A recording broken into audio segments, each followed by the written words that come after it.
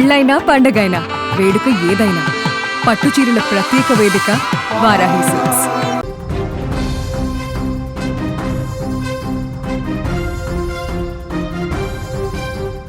BRS MLA పాడి కౌశిక్ రెడ్డి కేంద్ర మంత్రి బండి సంజయ్ పై చేసిన వ్యాఖ్యలు కరీంనగర్ ను అగ్గి రాజేసుకున్నాయి. పాడి కౌశిక్ రెడ్డి చేసిన వ్యాఖ్యలపై బీజేపీ శ్రేణులు ఆగ్రహంతో ఉన్నారు. ఈ నేపథ్యంలో ఎమ్మెల్యే కారును బీజేపీ శ్రేణులు ధ్వంసం చేశాయి. కేంద్ర మంత్రి బండి సంజయ్ ను ఉద్దేశించి పాడి కౌశిక్ రెడ్డి అనుచిత వ్యాఖ్యలు చేశారంటూ బీజేపీ శ్రేణులు ఆగ్రహంతో వీధుల్లోకి వచ్చాయి. పెద్ద ఎత్తున తరలివచ్చిన బీజేపీ కార్యకర్తలు MLA Gangula Kamalakar camp office ముట్టడికి ప్రయత్నించారు. ఈ క్రమంలో అక్కడ ఉన్న బీఆర్ఎస్ నేత పాడి కౌశిక్ రెడ్డి కారుపై బీజేపీ కార్యకర్తలు రాళ్లతో దాడి చేశారు. ఈ దాడిలో కౌశిక్ రెడ్డి కారు అద్దాలు ధ్వంసమయ్యాయి. బండి సంజయ్ పై చేసిన వ్యాఖ్యలను వెనక్కి తీసుకోవాలని, క్షమాపణ చెప్పాలని డిమాండ్ చేస్తూ బీజేపీ కార్యకర్తలు నినాదాలు చేశారు. క్యాంప్ ఆఫీస్ వద్దకు భారీగా చేరుకున్న కార్యకర్తలను అడ్డుకోవడానికి పోలీసులు తీవ్రంగా ప్రయత్నించారు. పరిస్థితి అదుపు తప్పుతుండటంతో పోలీసులు బీజేపీ శ్రేణులపై లాఠీచార్జ్ చేసి వారిని చెదరగొట్టారు. ఈ తోపులాటలో పలువురు కార్యకర్తలకు స్వల్ప గాయాలైనట్లు తెలుస్తోంది. ప్రస్తుతం గంగుల కమలాకర్ క్యాంప్ ఆఫీసు వద్ద భారీగా పోలీసులు బలగాలు మోహరించాయి. కరీంనగర్ పట్టణంలో అదనపు సిబ్బందితో నిఘా పెంచారు. కౌశిక్ రెడ్డి వ్యాఖ్యలు దానికి నిరసనగా జరిగిన ఈ దాడిలో జిల్లాలో రాజకీయ వాతావరణం ఒక్కసారిగా వేడెక్కింది.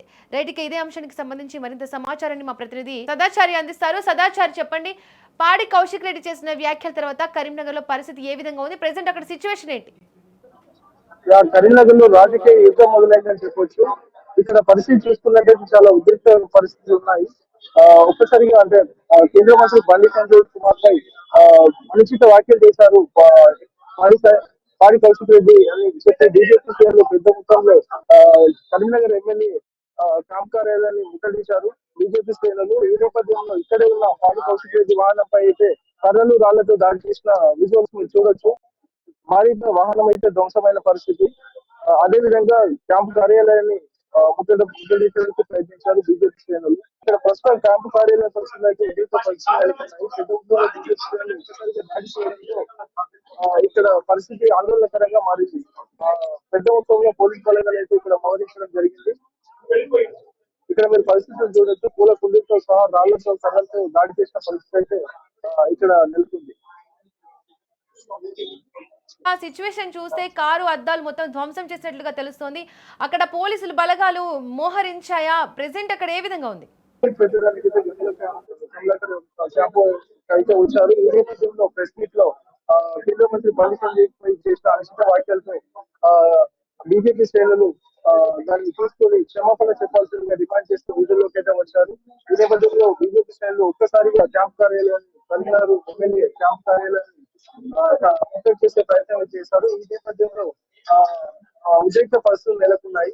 ఈ నేపథ్యంలో పోలీసులు భారీగా మోహరించారు. కరీంనగర్ ఇక్కడ బీజేపీ శ్రేణులను అయితే లాఠీచార్జ్ చేసి చేరుకుంటున్న పరిస్థితి అయితే ఇక్కడ ఉంది. ఇప్పుడు సదాచారి, అక్కడ గంగుల కమలాకర్ క్యాంప్ ఆఫీస్ వద్ద ఉద్రిక్తత ఎలా ఉంది? కారుపై దాడి జరిగిన ఆ సమయంలో అక్కడ పరిస్థితి ఏ విధంగా ఉంది? కారుపై కారుదారు పూర్తిగా ధ్వంసం చేశారు. రాళ్ళు కర్రలతో బీజేపీ శ్రేణులు ఒక్కసారిగా కార్యాలయాన్ని ముట్టడించే ప్రయత్నించారు. కారు అయితే పూర్తిగా ధ్వంసమైన పరిస్థితి. ఈ నేపథ్యంలో పోలీసుల మహారాతో ఇక్కడ పసద్బందిగా ఉంది ప్రస్తుత పరిస్థితి. టీఆర్ఎస్ కార్యకర్తలు కూడా ఈ దాడిని తట్టుకోలేక నిరసనలు అయితే తెలిపే సందర్భాలు. పరిస్థితిని అదుపులోకి తీసుకురావడానికి అక్కడ ఎలాంటి చర్యలను చేపట్టారు? ఈ లాఠీ చార్జ్ తర్వాత పరిస్థితి అదుపులో ఉందా?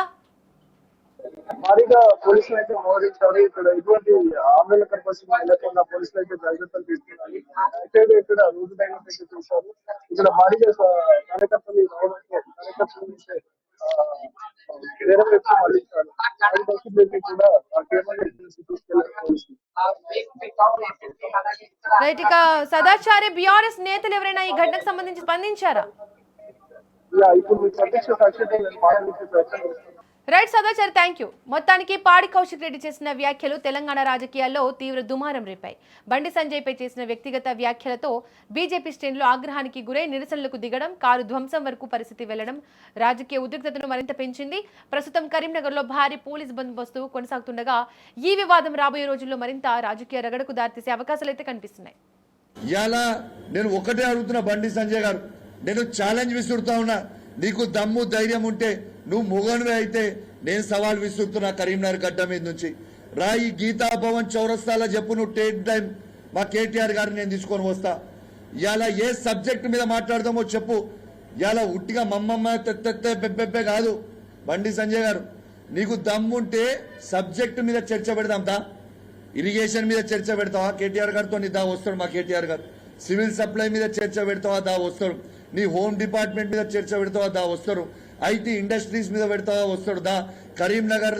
కరీంనగర్ పట్టణంలో ఇలా కేటీఆర్ గారు ఎంత, కమలాకర్ గారు ఎంత అభివృద్ధి చేసిండా దాని మీద చర్చ పెడదామా? దా వస్తాం చూద్దాం దా.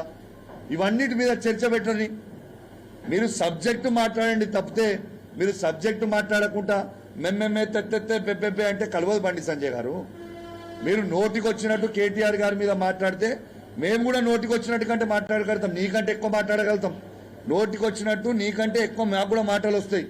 ఇవాళ కేసీఆర్ గారిని పట్టుకొని ఒక కేసీఆర్ కొడుకు అయితే ఏం మాటలు అవి? మాకు అన్నిక రాదా? నువ్వు మీ తల్లిదండ్రులకి అని మేము అన్నిక రాదా? మేము అనము. మాకు అనాల్సిన అవసరం మాకు లేదు, మాకు సంస్కారం ఉంది కాబట్టి. అసలు మీరు బాధ్యత గల హోమ్ మినిస్టర్ కాదా? ఇక్కడ నోటికి వచ్చినట్టు మాట్లాడతారు, ఇష్టం ఉన్నట్టు వచ్చి మాట్లాడతారు. అసలు ప్రజల గురించి మీరు చేసింది ఏంటిది? ఇవాళ నేను ఒకటే అడుగుతున్నా బండి సంజయ్ గారు, నేను ఛాలెంజ్ విసురుతా ఉన్నా. నీకు దమ్ము ధైర్యం ఉంటే నువ్వు మొగన్వే అయితే నేను సవాల్ విసురుతున్నా కరీంనగర్ గడ్డ మీద నుంచి. రాయి గీతా భవన్ చౌరస్తాలో చెప్పు నువ్వు టేక్ టైం